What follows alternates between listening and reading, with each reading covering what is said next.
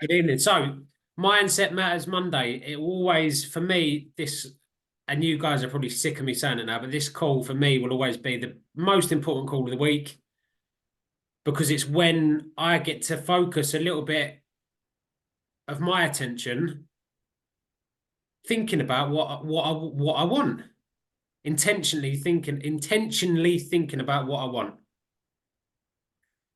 And tonight I wanted to cover one of the books that I read, U Squared. I've spoken about it a few times, but it's one of these books that you don't read it, you study it. And when people say, I've read, like a lot of people say, I've read that book. Okay. What impact did that have in your life? Or what did you do? Many people have read all the success books. They've read them, but not many people study them. So everyone's read, everyone's got a copy of Atomic Habits at this stage. Everyone's read it. I've read that. It's just no good. Okay. And the reason why you read you study it and not read it is because you can't impress something once. You can't impress something into your brain once by reading it once. It's a bit like when you're learning a new skill. It's like when babies are starting to learn how to walk. They don't just get up from sitting down and just walk for the first time. It's the same thing. Even more difficult as the older you get because you've got awareness. You think you've got control of your thoughts. And it's very easy to disregard really, really useful information. Because we are ourselves, we are the only problem we'll ever have and the only solution. So when people say it's a competition, the only competition you've got is against yourself. Even if it's a race scenario, the only person you've got to beat is yourself. No one else. There might be other people at the event, but the competition will always be with you. Because when you come away from that event, it's you and your thoughts. Even though there was 30 or 50 or 100 other people there. Ultimately, the competition will always be you and your inner conversation. And the more you can dial that inner conversation to a conversation you want to have, the better you're going to do. But the only way you can do that is by repetition, repetition, repetition. Because repetition really is the first key of learning.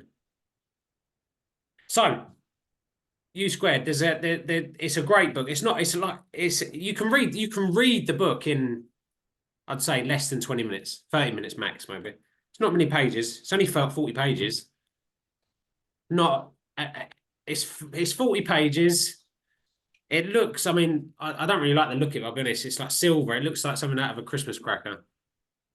But the information in the book, if you keep on doing it on repeat, it's life-changing. So there's one chapter, and it's called Suspend Disbelief. And I'm just going to read through it. And as I read through it, I'm gonna narrate the chapter, as it were. So it says, act as if your success is for certain. So what does that mean? It means don't doubt yourself.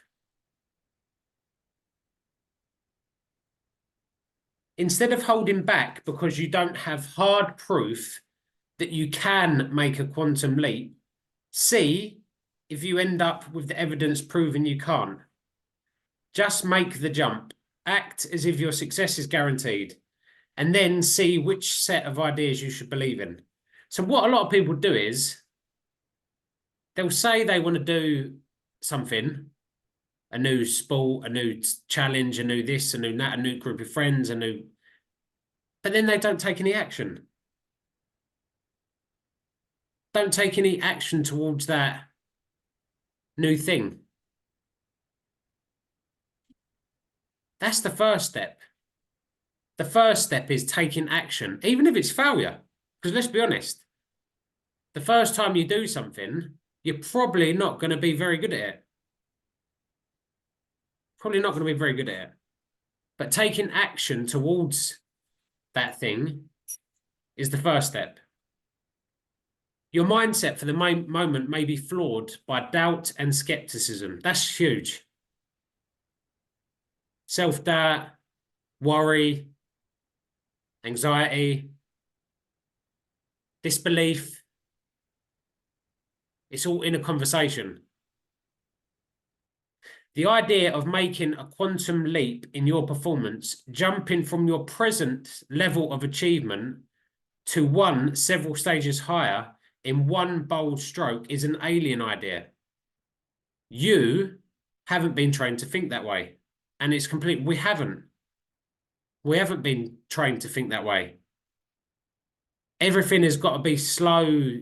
We like to break things down to slow progression steps. You can't go from running a 5K in 30 minutes to 20 minutes. Why not? You've got to think big. You can't put limiting beliefs on yourself because someone else is doing it. So why can't you? It's a bit like when the first person breaks the marathon record, it then becomes easy. Have you noticed that? When there's a new record set at something, all of a sudden, everyone's doing it. Everyone's doing it in the similar time. Whereas before, that was unobtainable. That wasn't a thing. And then all of a sudden, someone else is doing it in whatever. I don't know what a marathon record is. 2 hours something, is it? 2 hours and stupid quick. And then someone else is doing it because people start to believe it can be done. It's possible. But it takes that one person to believe in themselves that they can do that impossible thing.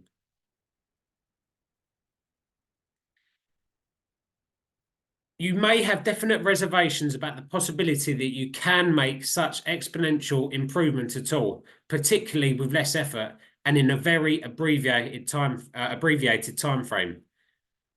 The experts generally agree, though, that people typically use only about 10% of their true potential. If we accept that argument, and even if there were no other resources outside of yourself that could bring you to bear on the situation, you could still do 10 times as well as you've been doing. So even if you don't believe that you can make a quantum leap in something, you can still do 10 times better than you're already doing. But why don't we? Why don't some of us? Because we don't believe in ourselves. We don't believe in ourselves enough to say, okay, that for me right at this moment in time is way out of my reach. Way out of my reach. But why don't you let yourself believe that you can do that thing? Forget all the obstacles.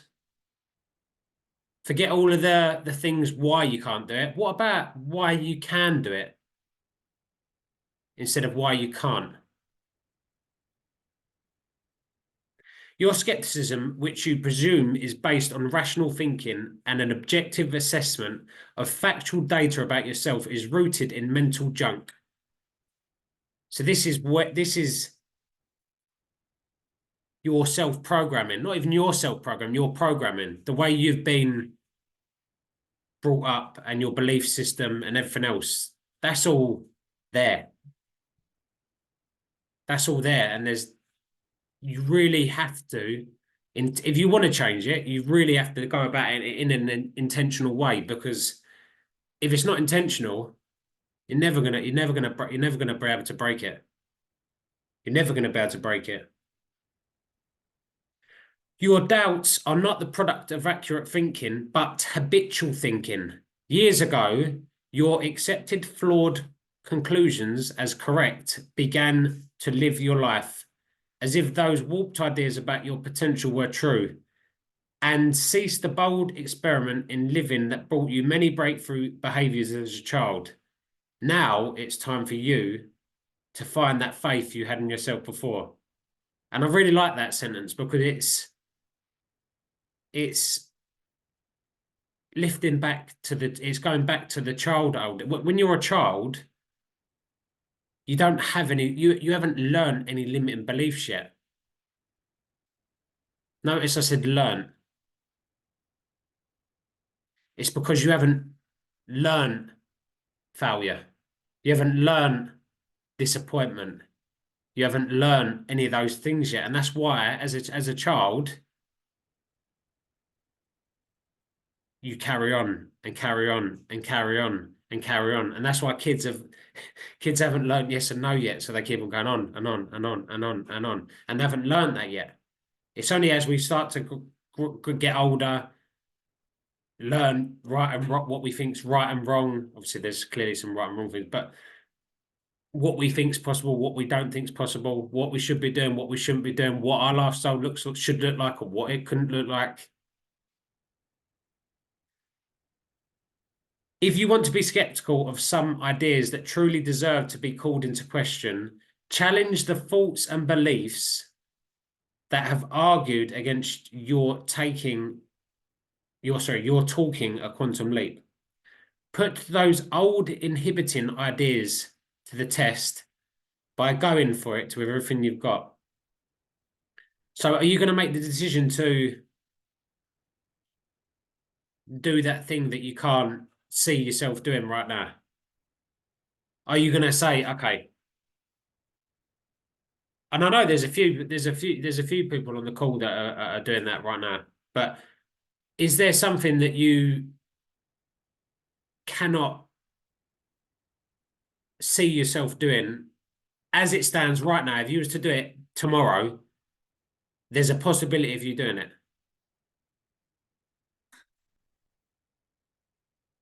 You've got to have something that you're thinking. There's got to be something that you're looking towards, building towards, striving towards. That's like, I really do not know how I'm going to get to that place, but I'm prepared to remove my limiting belief system that I've got right now for me to get there.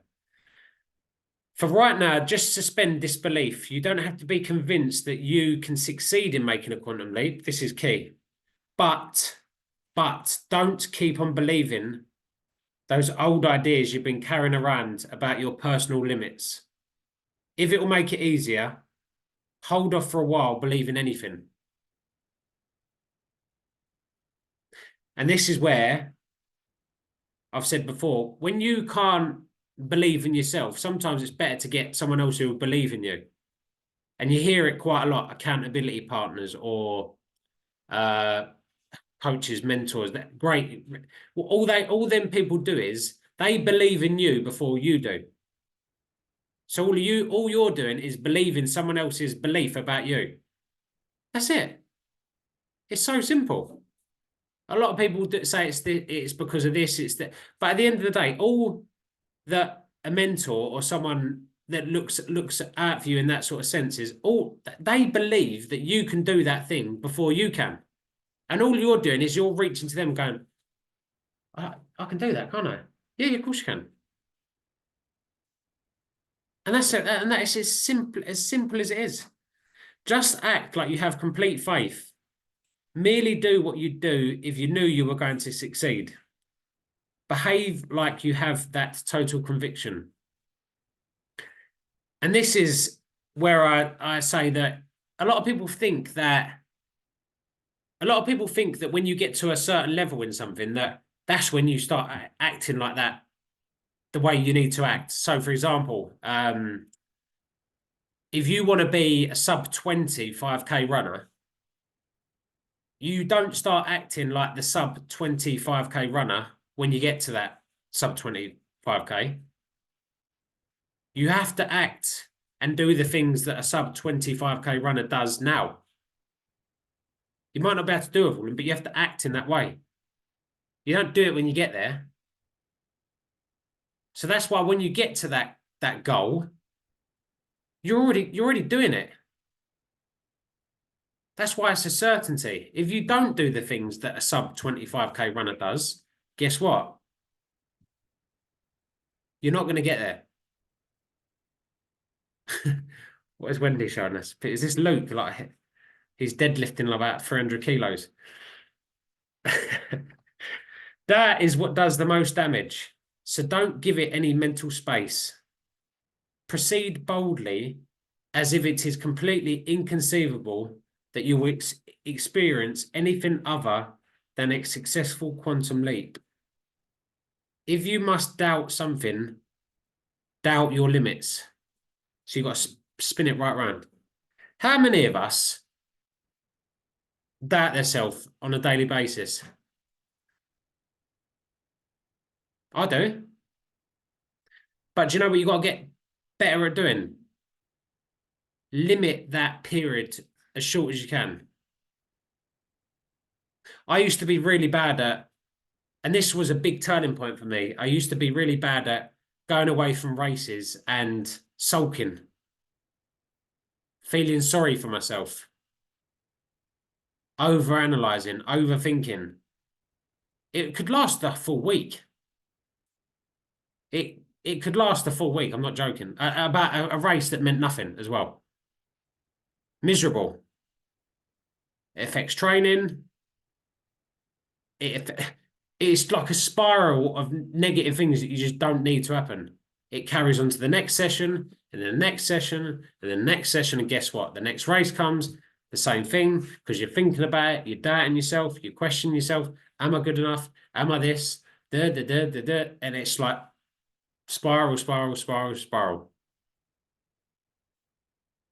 So the biggest thing for me was my rule is now that when I finish a race, I can't think about it anymore. It's done. And honestly, it made such a difference to the way I felt during and after. But the biggest thing was it didn't have any impact. It didn't have any impact on me.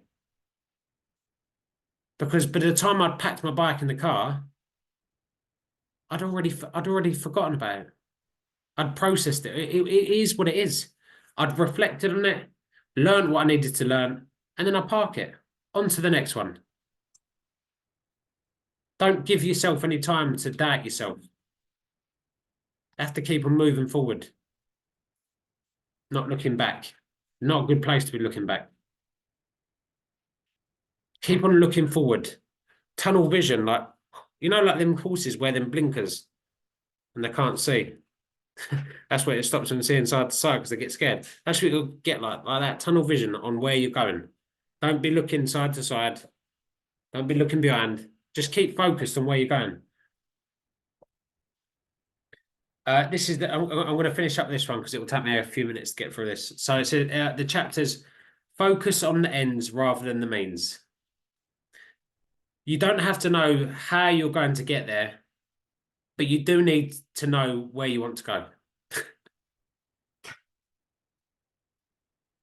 So this is the goal. This is the goal. This is where, so you don't have to know how you're going to get there, but you do know where you want to go. So you're not going to know all the answers right now or everything it takes or everything you need to do.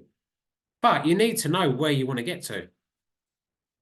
It is crucial to have a crystal clear picture of what you want to accomplish. Crystal clear. Not foggy. Not, I think this, I think that, I'd like to do. No. Crystal clear. Detailed plan. Has to be specific. So when you're if you're writing out your gratitude, It has to, the more specific you can get with it, the better. I'm so happy and grateful now that I'm a specific, not I am so happy and grateful that I won a race. What race? What category? How did you win it? You've got to get emotionally involved with it. So that when it happens, you've been replaying it over so much in your head, you're like, yeah, well, I knew it was going to happen. It's not an arrogance. It's you've been thinking about it so much. It's got to happen. Operate with a sharply defined mental image of the outcome you seek.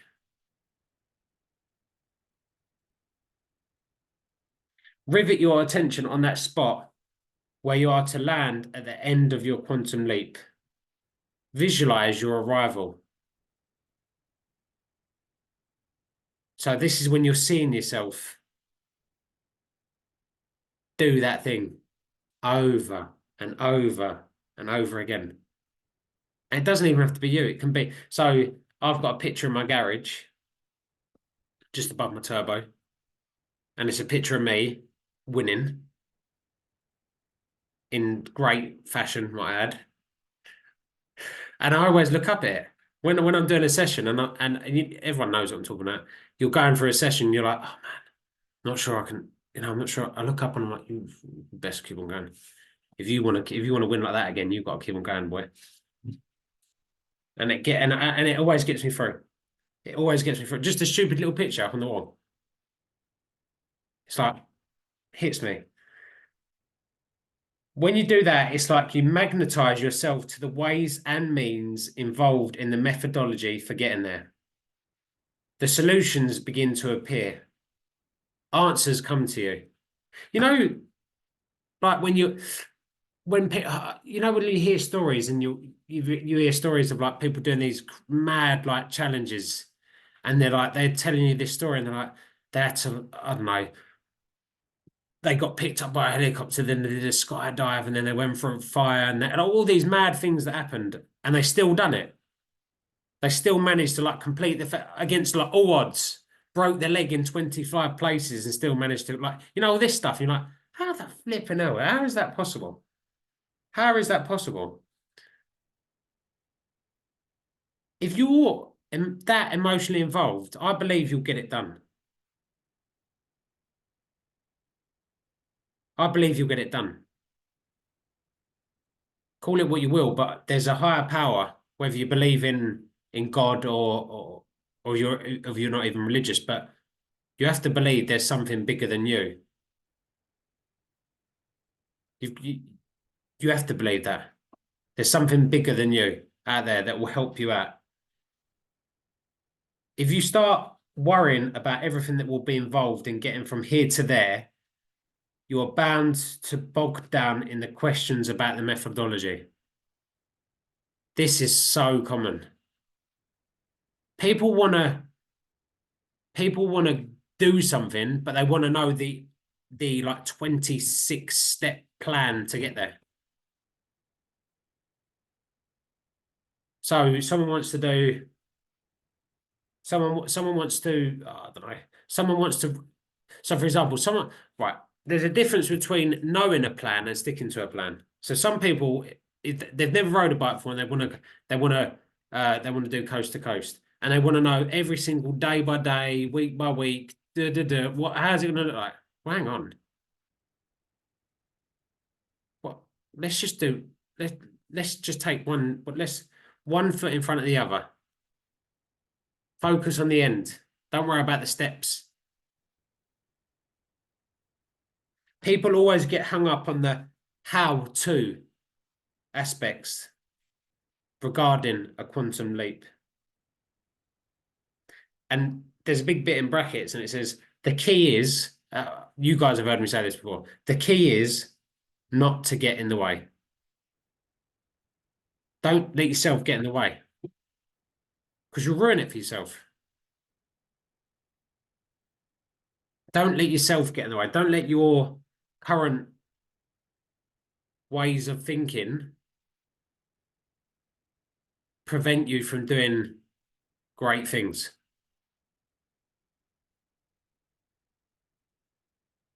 So that's a little bit of new squared tonight. Something a little bit different, I thought. Well, depends if you call it different or not. Slightly different, I'd say. Uh, I hope it brought some value as always. My timings are pretty good, I must say. They're pretty good, aren't they? I'm nailing the 30 minutes. All I'm doing now is I'm just killing about 30 seconds so we can finish on past, and that's a big tick for me. So one of my things is I always try to keep to 30 minutes. 20 nights, so we've got 15 seconds. Oh, So this week so funny. we've got a great guest on the call this week, haven't we? We're going to promote that tomorrow. So that's Pete Davies. He's a legend, an OG in the game, proper legend. 67 years of wisdom living with type 1, so he's going to be able to teach us all a thing or two. I'm really looking forward to it. Wendy's actually hosting, so Wendy's got a hosting hat on this week. Everyone can get a break from my voice, thank God, because even I'm sick of it at this stage. So look, guys, anyway, I'll see you Thursday for what's set to be a great call. I hope you all have a good week, and thank you for coming. Cheers, guys. Thank you. Good night.